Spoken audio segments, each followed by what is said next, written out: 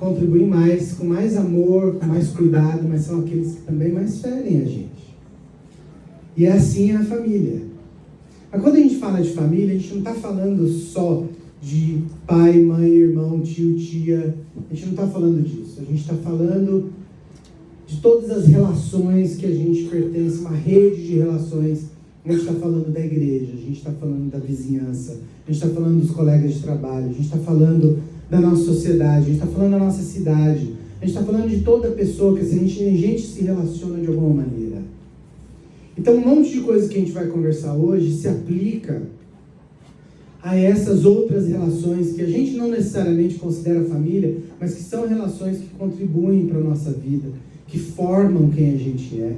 Então, conforme a gente for conversando, e você tiver ideias na sua cabeça, você pode aplicar para essas coisas também, para aquilo que é as outras relações. A outra coisa que eu quero deixar um aspas com você, é que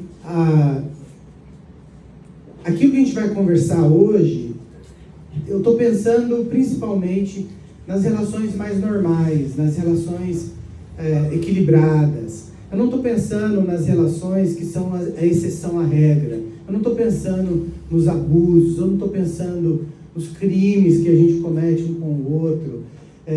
Nessas relações, as questões são diferentes, precisam ser trabalhadas diferentes. Por muito tempo, a igreja foi um espaço que facilitava ou que permitia que certas coisas fossem acobertadas, escondidas, violências, abusos, e por conta da maneira como a igreja lidava, era fechado, aquilo não se podia falar, era tabu, e a igreja participou, infelizmente, de um processo de fechar essas relações tóxicas e opressivas, e que a gente já passou essa fase. Então a igreja hoje é uma comunidade que trabalha para que isso não aconteça, e quando acontece, precisa ser tratado, precisa ser resolvido, às vezes precisa ser confrontado, às vezes precisa levar para a polícia, dependendo do que é. Eu fui pastor em Belo Horizonte, e uma das igrejas que eu trabalhava, uma vez eu cheguei num culto, e uma irmã chegou e ela estava toda roxa. Eu falei, irmã, o que aconteceu? Nada não. E a filha do lado dela falou assim, sim, pastor, o pai bebeu, bateu nela. E aí, não era a primeira vez. E eu me lembro que eu ajudei a levar aquela mulher para a polícia e denunciar o marido. Ele queria me bater depois. Machão, né? Machão, forte, corajoso, que bate na mulher dentro de casa. Aí me avisaram, pastor, cuidado, que ele está falando, que vai fazer isso. Não preocupa não, que o homem que bate mulher é bem covarde, não vai nem chegar perto de mim. Tá tudo certo. Então tem esse tempo da gente, como igreja, passou. A gente faz parte de uma comunidade que a gente precisa contribuir para a sociedade, para as nossas famílias. Então eu não estou falando disso, cada coisa no seu lugar. Estou falando mais das nossas relações em gerais, uma coisa que é mais fundamental e mais básica. Então guarda isso na sua cabeça, tá bom? Para isso eu escolhi uma história que Jesus contou, que é a história de uma família. Então eu vou pedir para você abrir sua Bíblia ou acessar a sua Bíblia. Como que você chega na sua Bíblia, se é com celular ou se é papel, tanto faz. No livro de Lucas, no Evangelho de Lucas, capítulo 15. Capítulo 15 de Lucas. É uma história que é super conhecida, e mesmo que se você não é uma pessoa de igreja, é provável que você já ouviu falar. E às vezes quando a gente fala dessa história, tem um montão de gente, quando descobrir que é a história do filho, que a gente chama de filho pródigo, vai falar assim, eu conheço essa história de novo. Eu quero propor para você que você não conhece essa história. Tem um monte de coisa nessa história que você não conhece, tá? E essa história é uma história de uma família, de um pai, 2 filhos. E essa história é um negócio bacana porque Jesus ele usava muito história para ensinar as pessoas. E o jeito, o sistema, a metodologia de história que ele usava era o que a gente chama de parábola. E a parábola é interessante porque Jesus ensinava a parábola, ele contava a história. A parábola é uma história de mentira, inventada, que tem uma lição, uma aplicação, alguma coisa que ele quer dizer. Mas Jesus contava parábolas, mas ele não explicava as parábolas. ele contava e deixava as pessoas irem embora com aquela história. E as pessoas iam embora conversando sobre a história, com perguntas sobre a história. A gente, na Bíblia, nos Evangelhos, a gente tem as interpretações da história porque os apóstolos escreveram. Mas quando Jesus contava para as pessoas, ele parava a história e ia embora. E as pessoas ficavam pensando. Então, essa história, que nós vamos conversar sobre ela hoje, eu não vou te dar todas as respostas. Tem vários ângulos, várias maneiras de você enxergar essa história. E quando você for embora, e for para sua casa e for comer, se você pensar assim, nossa, mas o pastor falou tal coisa, eu não concordo com isso não, eu vou ficar feliz da vida. Porque você está pensando na história. Porque não é para você continuar pensando, porque tem vários ângulos da história para você entender a história. Tem várias possibilidades da história. E Jesus deixava que essas possibilidades fossem na imaginação das pessoas. Então você vai interpretar a história e vai conversar sobre essa história com outras pessoas, tomara, nos próximos dias, hoje à tarde, essa semana, quando for. E continua conversando. A gente está conversando as histórias por 2000 anos. São as parábolas e a gente não tem todas as respostas delas. Então eu vou ler a história e depois eu vou explicar a história, algumas coisas, te dar algumas informações, e tem uma coisa central que eu quero que você saia daqui hoje entendendo. Uma coisa só. Tá? Estão prontos? Vamos nessa? Então vamos ler a história. Um pouquinho longa a história, mas é uma história gostosa. Capítulo 12, verso 11, e a gente vai ler até o verso 32. Então diz assim... 15, perdão, obrigado. Capítulo 15, verso 11, tá? Começa a história. A história começa assim. Então, um certo homem tinha 2 filhos. O mais moço deles disse ao pai, pai, dá-me a parte que me cabe dos bens. E ele lhes repartiu todas as coisas. Passados não muitos dias, o filho mais moço, ajuntando tudo que era seu, partiu para uma terra distante e lá dissipou todos os seus bens, vivendo de forma dissoluta, desregrada. Depois de ter consumido tudo, sobreveio àquele país uma grande fome e ele começou a passar necessidade. Então ele foi e se agregou a um dos cidadãos daquela terra e este os mandou para os seus campos a guardar porcos. Ali desejava ele comer das arrobas, as bolotas, é uma outra tradução, que os porcos comiam, mas ninguém lhe dava nada. Então ele caiu em si e disse, quantos trabalhadores do meu pai têm pão com fartura, e eu aqui morro de fome?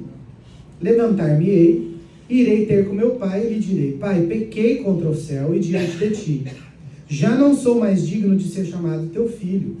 Trata-me como um dos teus trabalhadores. E levantando-se, foi para o seu pai. Vinha ele ainda longe, quando seu pai o avistou, e compadecido dele, correu e o abraçou e o beijou.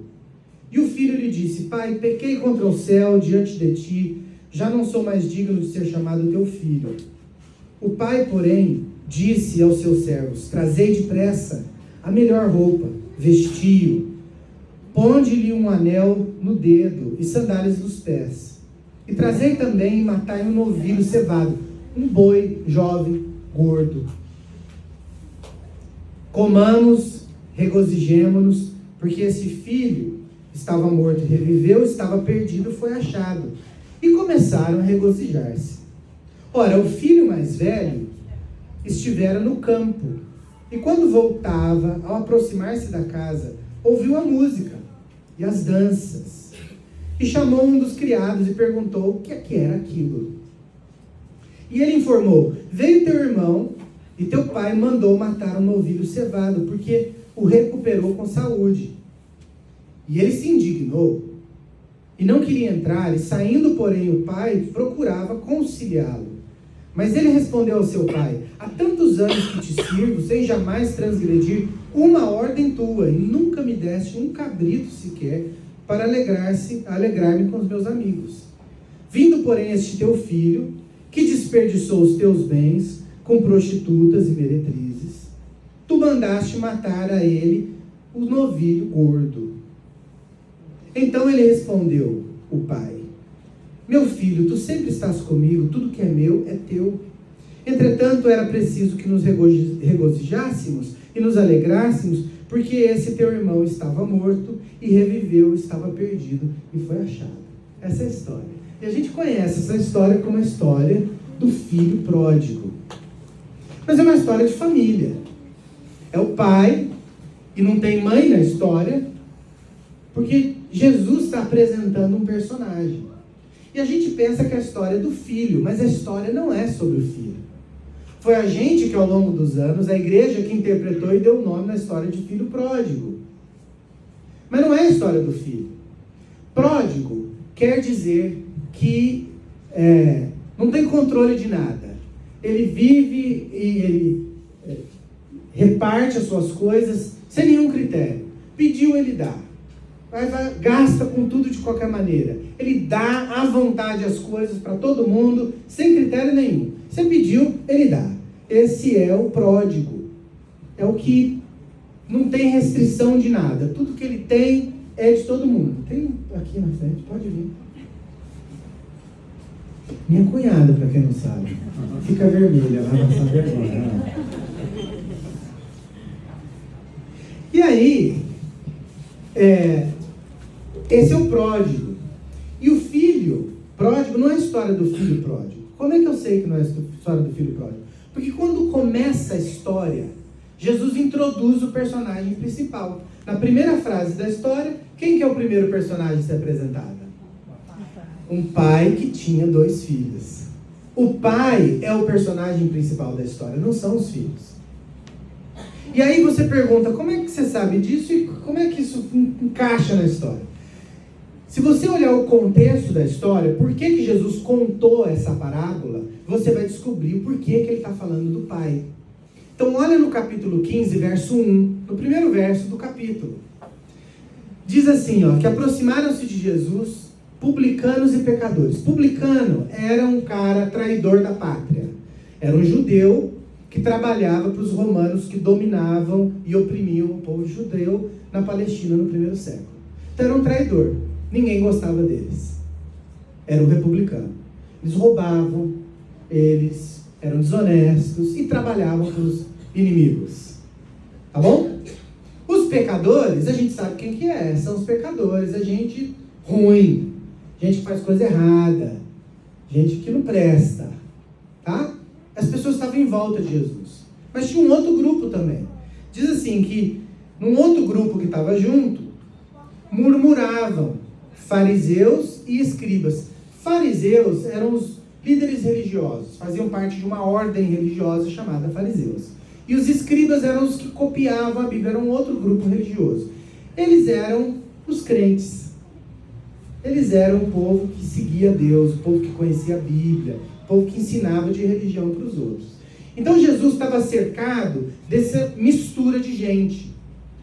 Traidores, gente ruim, gente errada, pecadores, e os religiosos, gente que frequentava a sinagoga, gente que ia para a igreja, gente que no sábado de manhã de fora escutava o pastor Paulo falar de família.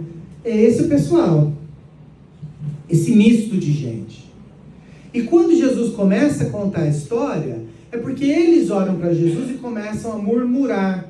Murmurar é quando a gente fala nas costas dos outros. E a gente fala assim, eles estavam falando assim, esse daí, olha isso daí. Ele recebe pecadores, traidores, os publicanos, come com eles e bebe com eles. Esse cara não presta não. Era isso que eles estavam falando. Esse cara não presta não.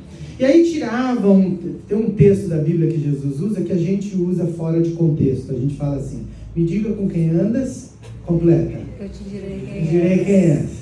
E essa era uma frase que os religiosos do tempo de Cristo, do primeiro século na Palestina, usavam essa frase. Não foi Jesus que inventou essa história.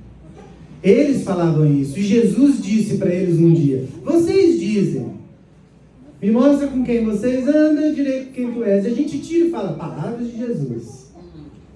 Não é a palavra de Jesus.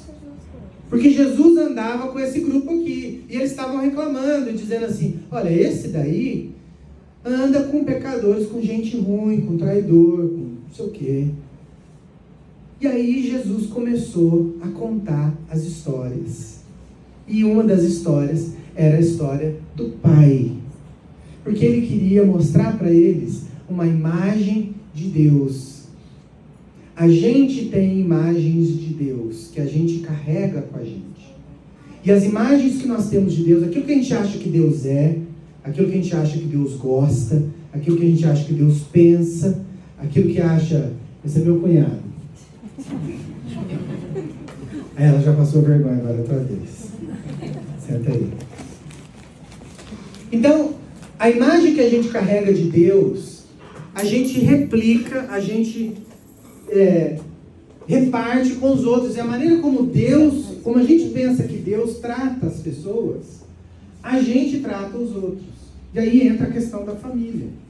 Aí entra a questão das nossas relações. Aquilo que a gente pensa que Deus pensa daquele tipo de pessoa, a gente pensa também. E a gente trata também. Deixa eu te dar um exemplo. Quando eu cresci adventista, né? Então eu sou parte desse segundo grupo aqui, dos fariseus e dos escribas. Sou eu. Nasci adventista, passei minha vida toda indo na igreja, igual alguns de vocês aí. Então a gente faz parte desse grupo aqui. E aí eu era meio danado. Então tinha um diácono na igreja que era comissionado para seguir o Paulo pela igreja, pelo prédio da igreja nas reuniões, porque senão ele aprontava e fazia alguma bagunça. Então eu cresci ouvindo esse diácono dizer assim: Deus não gosta de moleque baguncento. E eu cresci com aquilo, que Deus não gosta de moleque baguncento. É verdade ou é mentira?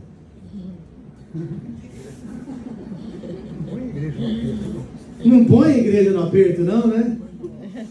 Eu ouvi isso. Deus não gosta de moleque bagunçado. Deus não gosta daquilo. Deus não gosta daquele outro.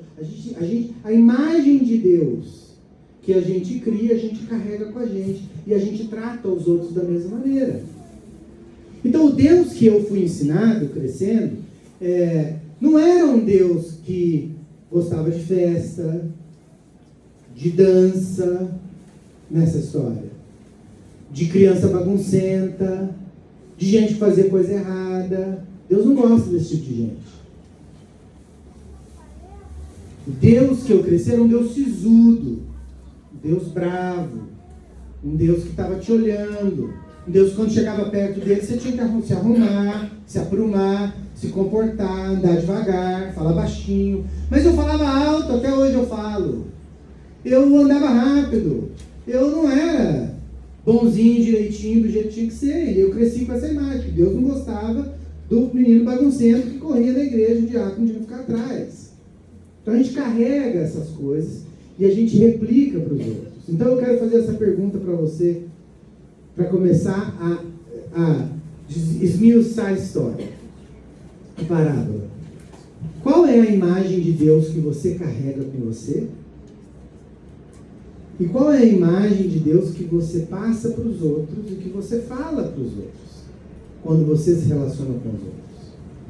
O Deus que você imagina e que você acredita é um Deus atraente, é um Deus bonito, é um Deus agradável, ou é um Deus que afasta as pessoas?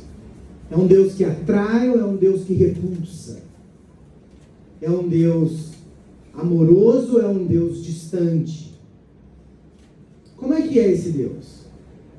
Porque esse pessoal aqui que estava falando, ele come com os pecadores e não sei o quê, os religiosos, eles tinham uma imagem de Deus diferente. Então Jesus começa a dizer, Deus é como um pai que tem 2 filhos. Então na história não tem mãe, porque Jesus estava apresentando Deus como essa entidade completa que é mãe e pai, que é inteiro, que é Deus. E ele dizendo assim, ele tinha 2 filhos e era um homem rico, e um dos filhos, o filho mais novo, ele achava que o pai estava vivendo muito, não morria. E ele era cansado do pai, ele não queria fazer outra coisa, ele queria morar em outro lugar, ele não queria morar com o pai. Então ele cansou um dia, chegou para o pai e falou assim: pai, é o seguinte, eu quero que você vende a parte que é a minha herança, porque é meu, e você me dá. E eu vou viver como eu quiser. Imagina se o seu filho chegasse para você e falasse isso: pai, é o seguinte, você tem uma casa aí, 2, 3, tem um comércio, eu estou cansado dessa vida aqui, e esse dinheiro que você está construindo aí é meu, é herança minha, vai ser meu. Vende aí e me dá. Gente boa ou gente ruim? Você dava? Você daria? Não. Como é que você ia lidar com esse menino? E aí Jesus olha e fala assim, a história diz que o que o pai fez com o menino? Vendeu tudo, ou vendeu uma parte, pegou o dinheiro que era a herança e falou para o menino: está aqui. Ele dividiu a herança em vida. Só que quando você divide a herança em vida, quando o pai deu uma parte para um filho, uma parte para outro filho, um filho pegou a parte dele, rapou fora, caiu no mundo. E o outro ficou. Ficou para cuidar da fazenda, para cuidar dos servos, dos funcionários, para cuidar da casa. Mas agora, de quem que era a casa que o pai morava? Era dele? Era do filho. E os servos, era de quem? Do filho. Tudo era do filho mais velho que ficou em casa. O pai ficou sem nada. Esse é o pai que Jesus está apresentando. Ó, o Deus que vocês estão falando, que vocês adoram, que vocês vivem, ele é assim. Ele é desprendido dessa maneira. Deu para o menino foi embora. Diz a história que o menino foi e curtiu a vida, como quis. Até o dia que a coisa ficou ruim para o lado dele. E ele lembrou do pai e falou assim: tem meu pai lá, né? O que eu faço agora? E aí tem uma coisa super interessante. No Antigo Testamento, você tem história de vários pais com 2 filhos. Vocês se lembram de alguns? Um pai com 2 filhos, ou pais com 2 filhos. Isaac, quem mais? Adão, pai de Caim e Abel, Abraão, os nomes dos filhos de Abraão. Isaac, Ismael. E nessas histórias todas, quem é o filho bom? É o filho mais velho ou o filho do mais novo? Caim e Abel, quem é o melhor? Abel, o mais novo. E Ismael e Isaac? O mais novo. Todas as histórias do Antigo Testamento que tem o pai e 2 filhos, o filho mais novo é o filho bom. Então quando Jesus começou a história, já tinha um pai com 2 filhos. O crente que conhece a Deus, qual filho que ele vai pensar que ele é? Ele é o Caim ou ele é o Abel? Você quer ser o Caim ou quer ser o Abel? Você quer ser o Abel. Você quer ser o Isaac ou o Ismael?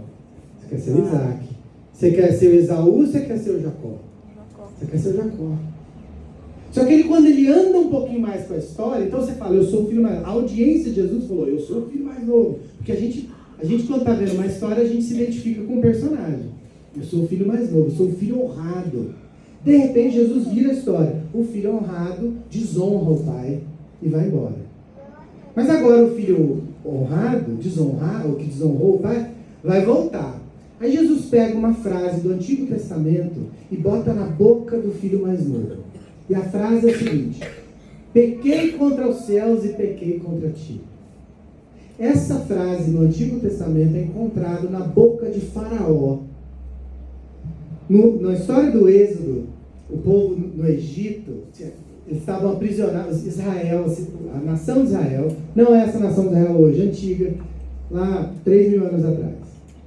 Estava aprisionado no Egito, eram escravos no Egito, e Deus foi para libertar o povo de Israel, para trazer, para fazer a nação de Israel no Oriente Médio. E foi lá para tirar, e o faraó disse: não vai não, eles são meus escravos, não vai. E aí Deus mandou pragas. Cada praga era confrontando um deus egípcio. O rio Nilo virou sangue, as vacas morreram, e os deuses do Egito, um a um, até o último, que o próprio filho, o filho mais velho do faraó, morreu. E os faraós se autodeclaravam filhos de Deus, eles eram filhos de dois deuses, nasciam a geração de Faraó. Então eles falavam, eu sou Deus também. Então o último que morreu foi o filho do Faraó, que era a última confrontação. E todas as vezes que vinha uma praga de Deus, o Faraó chamava Moisés, depois você confere no livro de Êxodo, chamava Moisés e falava assim, Moisés, eu pequei contra o céu, eu pequei contra ti. Vai lá e ora para o seu Deus para tirar essa praga daqui. O Moisés orava e a praga sumia. Jesus pega essa frase e bota na boca do filho que foi embora. Pergunta: o Faraó era sincero quando ele dizia pequei contra Deus, pequei contra ti? Ele tinha mudado de coração, tinha mudado de ideia e ia deixar o povo embora? Sim ou não? Não. Então o filho mais novo, na história da parábola, quando volta para o pai, ele está realmente arrependido do que ele fez? Não. Jesus bota a frase do Faraó na boca, a audiência de Jesus ia reconhecer aquela frase na hora, ia saber, essa frase do Faraó, ele não é sincero. E quando ele volta para casa, a audiência de Jesus está pensando assim, o que esse pai vai fazer agora? Ah, esse moleque vai se ferrar. Ele vai tomar uma coça da grande, porque ele fez lenha grande. E aí diz a história que o moleque estava vindo e o pai viu o menino à distância. E o pai fez uma coisa que quando Jesus contou isso, o povo que estava ouvindo provavelmente falou assim, o quê? E ficou assustado. Diz a história que o pai correu. E aí tem um probleminha. No Oriente Médio, até hoje, nas sociedades mais conservadoras, a roupa dos homens é um vestido. Um vestido longo, vai até aqui embaixo no tornozelo. E as mulheres vão ajudar os homens agora, porque os homens são ignorantes com isso, que a gente não usa vestido no Brasil, que quando você usa um vestido, principalmente um vestido em tecido mais grosso e que é mais justo, você tem que andar com cuidado. Se você der um passo muito largo, não dá, porque a saia, o vestido segura. Então, para você, no Oriente Médio, você não corre, você anda, e anda devagar. Então, para alguém correr, você tem que pegar o vestido, levantar o vestido. Só tem um probleminha. Quando você levanta o vestido, você mostra tudo que está embaixo. E embaixo da roupa, do vestido do homem, é uma saia, que a gente só amarra na cintura e amarra. Então, quando você levanta o vestido, você levanta a saia. Então, quando Jesus falou que o pai, um homem rico, honrado, conhecido, saiu correndo para encontrar o filho, ele está descrevendo um homem correndo no centro de Juiz de Fora, um homem respeitado em Juiz de Fora, correndo no meio de Juiz de Fora, sem calça. Você imagina a cena? Ia dar no MGTV, não ia? Empresário de Juiz de Fora tem um surto psicótico, sai correndo na Alfred só de camiseta. Essa é a cena da parábola. E por que que esse pai faz? Lembra, Jesus está descrevendo Deus. Ele está ensinando para os religiosos quem é Deus. Ele está chocando a realidade deles de quem é Deus. Por que que o pai corre para o filho? Do jeito que era estruturada as sociedades naquele tempo, ainda hoje, os homens ricos que tinham propriedade moravam numa montanhazinha, numa elevação no terreno. Então imagina, você tinha a casa do senhor, dono daquela terra, na montanha, onde podia proteger dos vizinhos, de invasão, de ladrão, coisa parecida, e uma estrada que chegava naquela casa, naquela propriedade. Na parte de baixo da propriedade ia ter uma vila. A vila com os moradores, que eram trabalhadores, que cuidavam da plantação. E depois a propriedade com a plantação. Então, provavelmente, quando o menino estava vindo à distância, para chegar na casa do pai e fazer o discurso dele, ele tinha que passar no meio da vila. E no Oriente Médio, historicamente, a cultura daquele povo é o seguinte: alguém desonra a família, para limpar a honra, você mata a pessoa. É assim que você resolve a honra. A gente fazia isso aqui um tempo atrás também, né? Um pouquinho diferente, mas similar. Então, quando ele estava vindo, a probabilidade é que aquele menino seria apedrejado antes de chegar na casa do pai, ele não ia conseguir chegar. E quando o pai viu o menino vindo, ele sai correndo, vergonhosamente correndo, escandalosamente correndo, para abraçar o menino. Ele pega a capa dele, bota em cima do menino, bota o anel dele do menino, bota sapato no menino, e anda com o menino. Diz que ele abraçou o menino, o jeito que descreve no Novo Testamento, ele enterrou a cabeça dele no pescoço do menino e abraçou o menino, meu menino, e trouxe ele para casa, protegendo de todo mundo, dizendo assim: ele é meu filho, não encosta nele. Ele está sujo, maltrapilho, mas ele é meu filho, não encosta nele. Então, eu quero dizer uma coisa para você gravar na sua cabeça. O Deus da Bíblia, que Jesus ensinou para a gente diz assim: Deus é um Deus de ordem. Já ouviu isso? Deus é um Deus de regras. Eu fui crescido, Deus, você tem que fazer isso, tem que fazer aquilo, tem que fazer aquele outro. Você tem uma lista de coisas que você tem que fazer, que Deus te pede, que Deus, as leis de Deus. Quero dizer para você que isso é importante. Deus é um Deus de ordem, Deus é um Deus que tem leis e regras, está tudo certo, mas acima disso, Deus é um Deus de relacionamentos. Deus é um Deus que pega esse filho, que abraça esse filho e traz para casa.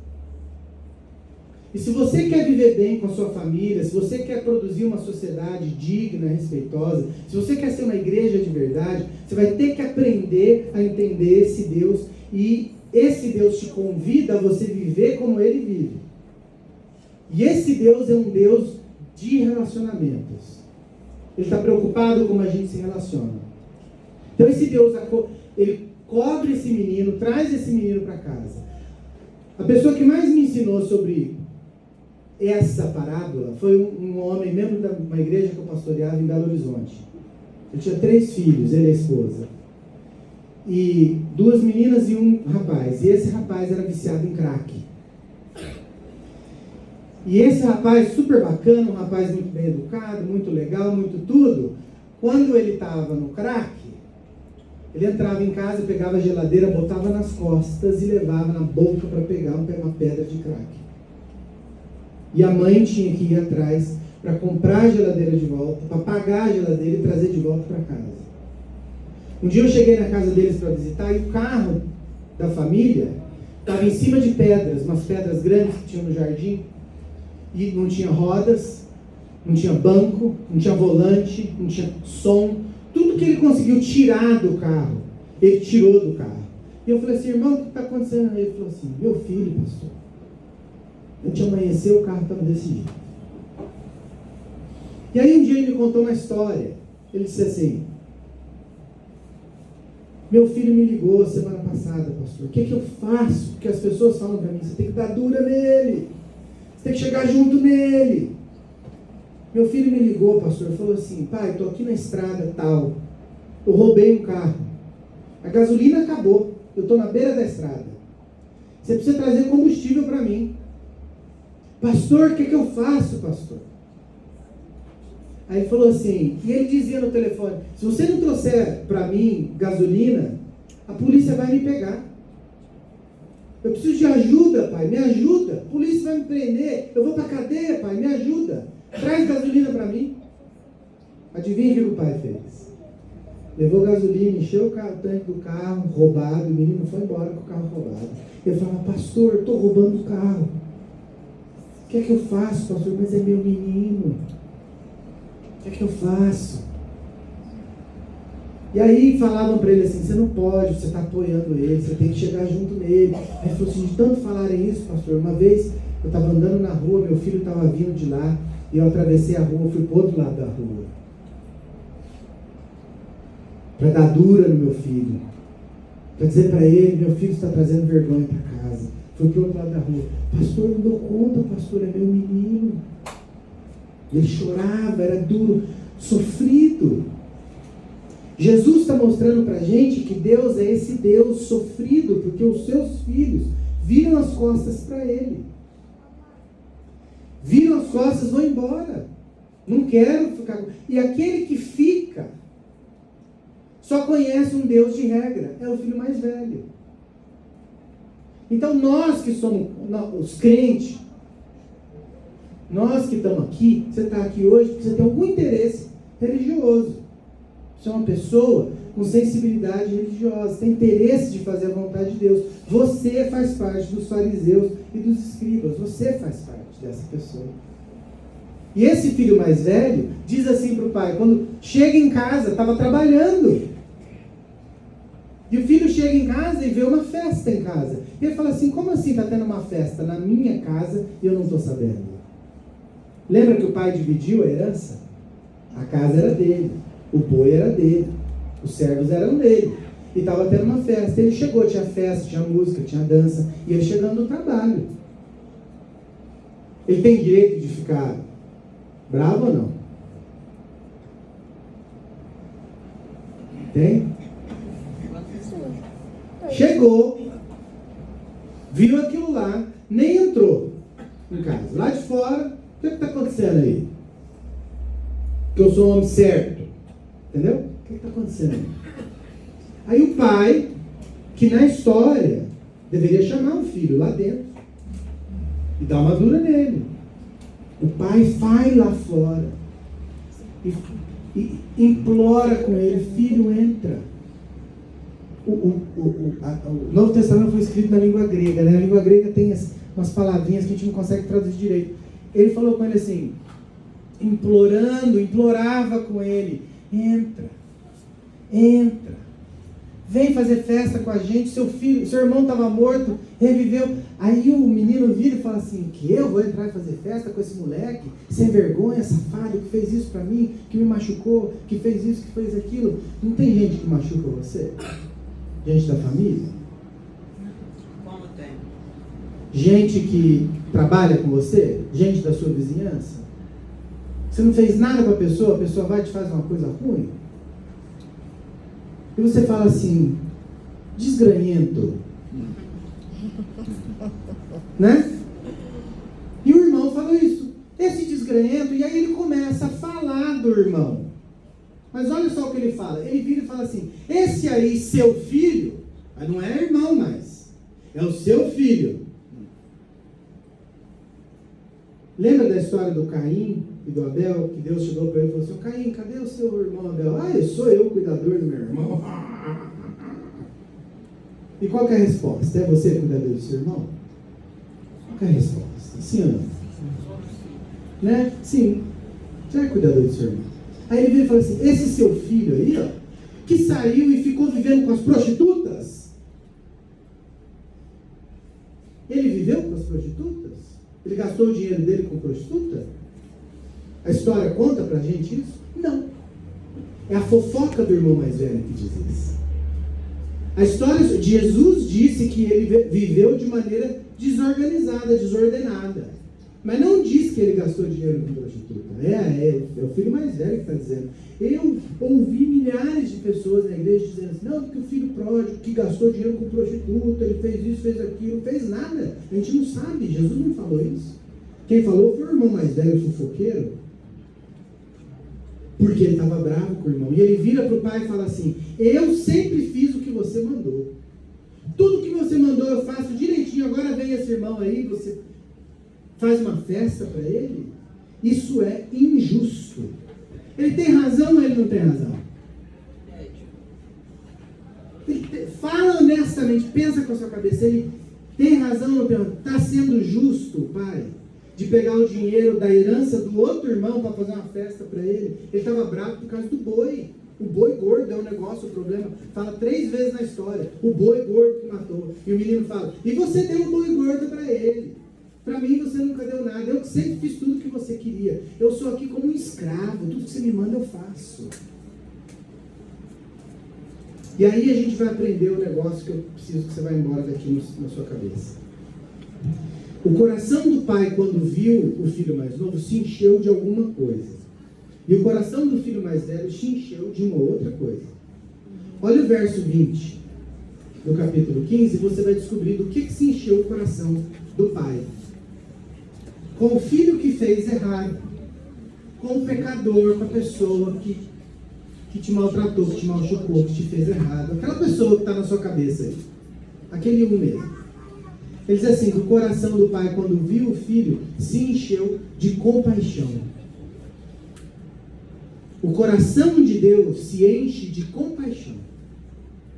Quando você faz uma coisa muito errada, o coração de Deus se enche de compaixão. Quando você faz uma coisa muito errada para mim, que eu não vou falar de você porque eu não te conheço, muito menos seu coração, mas eu me conheço e conheço um pouco do meu coração. Quando alguém faz uma coisa errada para mim, quando alguém me machuca, o meu coração se enche. Eu vou contar para você do que se enche. O meu coração se enche, começa lá do pé. Meu coração cresce, incha, é o corpo inteiro, começa do pé, e vem subindo um fogo, um negócio aqui para dentro, ó, e vem até a cabeça, e dá vontade de explodir. E aí as minhas mãos fazem gestos, e a minha boca fala palavras, e os meus olhos soltam fogo, porque o seu e aquela fez isso comigo. Eu me encho, não é de compaixão, eu me encho de raiva, eu me encho de vingança, eu me encho de violência. O coração de Deus se enche de compaixão. O coração do homem se enche de raiva, de vingança. E aí Jesus diz assim para ele: esse estava perdido, está achado, entra, vamos celebrar. Então eu vou dizer a coisa que eu preciso dizer para você ir embora. Todo esse tempo eu te dizer uma coisa que eu devia ter falado no começo, né? A gente não aprende, olha só. Deus, Ele não é justo. A gente fala para as pessoas assim, Deus é amor, mas Ele é justiça. O que nós estamos dizendo? Você se prepara, que amanhã ou depois Deus te pega. Você vai tomar um cacete daqueles. Você não perde por esperar, porque com Deus não se brinca, não é assim que a gente fala? O que nós estamos dizendo? Nós estamos dizendo que Deus se enche de raiva e vingança e fica maquinando na cabeça dele, esperando o momento certo para pegar na hora que você está frágil e te dar uma lição para você aprender que com ele você não brinca e comigo também não. Porque a gente quer justiça, mas Deus não é justo, porque Deus dá para o ser humano não aquilo que ele merece, Deus dá para a gente aquilo que ele deseja dar. Amém. Amém. Graças a Deus por isso, não está ferrado. Então Deus dá para a gente aquilo que a gente não merece, porque Ele é um Deus que se enche de compaixão. Então quando a gente se relaciona em família, quando a gente se relaciona em sociedade, e quando aquele indivíduo, aquela indivídua, aquela pessoa que a gente deixa de chamar de pessoa, passa a chamar de coisa, o teu filho, aquilo, o verme, e a gente dá nome, né? De bicho, de animal, de qualquer coisa. Tudo, qualquer coisa que desumana aquela pessoa, que tira a humanidade. Que tirou a humanidade, eu posso fazer o que eu quiser. Então eu tiro a humanidade daquela pessoa e eu descarrego naquela pessoa. Aquilo que foi me machucado, eu devolvo. Eu lembro que eu aprendi aqui em Minas Gerais assim, eu sou muito bonzinho, mas não pisa no meu carro não, viu, senhor? Isso não é bom não. O que está dizendo é, você pisou no meu carro, eu piso 2 vezes no seu carro. Se você me der um soco, eu dou 2 em você. E se você me morder, eu mordo mais forte. Então essa imaturidade do ser humano, Deus não é assim. Jesus está dizendo assim, Deus tem misericórdia com aquele que pediu o dinheiro e foi embora, mas tem misericórdia com o que ficou em casa, mas que não conhece também. Que está chamando Deus de escravizador. Que está chamando Deus de opressor. Porque eu tenho que guardar assado, porque eu tenho que dar dízimo, porque eu tenho agora que dar dinheiro para reformar esse prédio velho aqui, ó. Eu tenho que dar dinheiro aqui, porque eu não posso não sei o quê, porque eu não posso isso, porque eu não posso aquilo. Mas por que você não faz tal coisa? A minha religião não permite, ó. Faça-me um favor. Que Deus é esse? você não pode nada. Você não vai... Esse não é o Deus que Jesus está dizendo. Não conhece esse Deus. Deus é aquele que se enche de compaixão e vira para a gente. E eu sou muito cuidadoso quando eu digo assim, Deus fala isso, Deus fala aquilo. Eu tenho muito cuidado, porque eu não sei o que Deus fala, eu não conheço.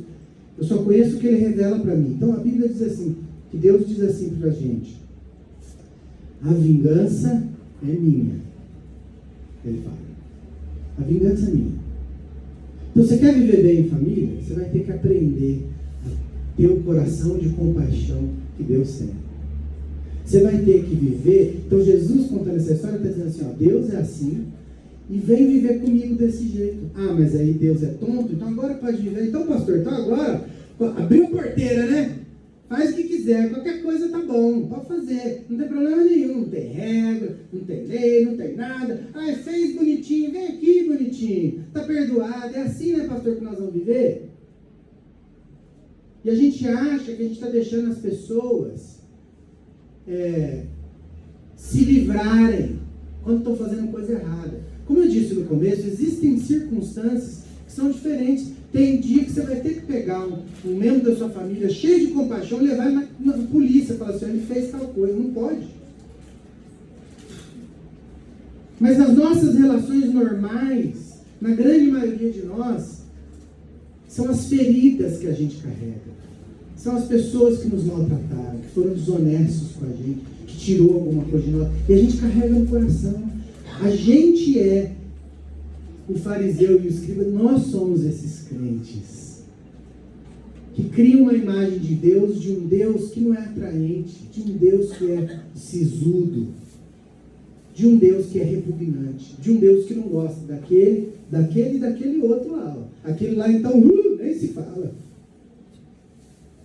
Quando a Bíblia diz que Deus, quando essas pessoas fazem qualquer coisa, quando você faz o que você faz, Ele olha e o coração dele enche de compaixão.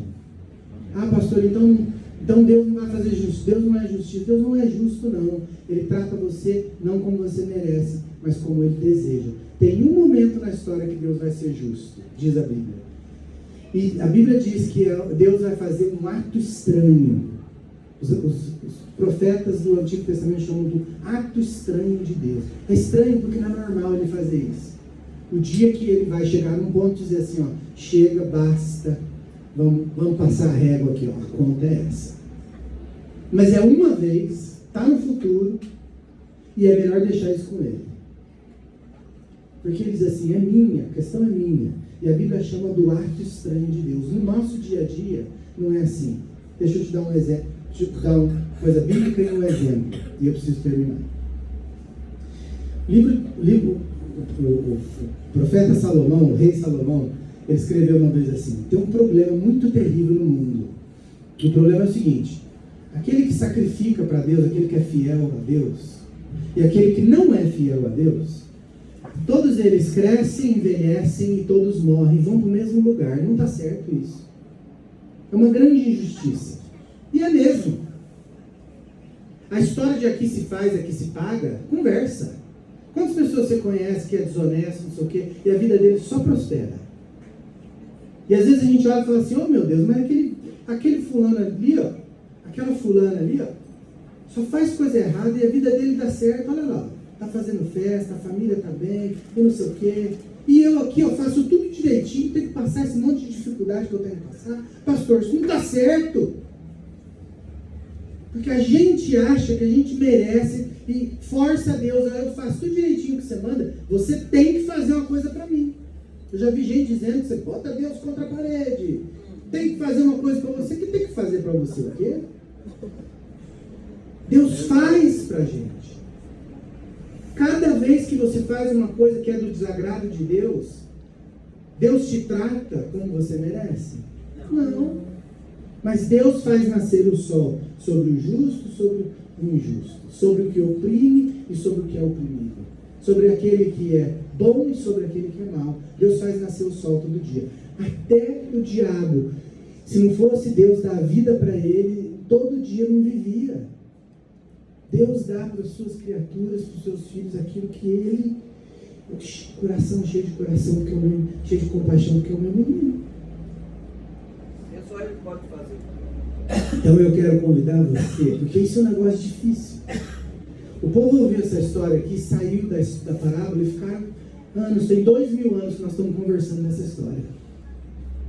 E tem um monte de ângulo para você olhar essa história. Mas essa história está apresentando um Deus cheio de compaixão, que não trata a gente com justiça, porque não dá. Porque nós e aquele indivíduo mau que está aí na sua cabeça, que fez coisa ruim, nós somos iguais. E todos nós precisamos da misericórdia e da compaixão de Deus. Amém, Jesus. Então, nas nossas relações de família, nas nossas relações de amizade, de trabalho, a gente precisa aprender a relevar, a perdoar, a deixar ir para lá, oferecer perdão. É igual passarinho está preso no coração, você tem que abrir a jaula, deixa embora. Deixa embora.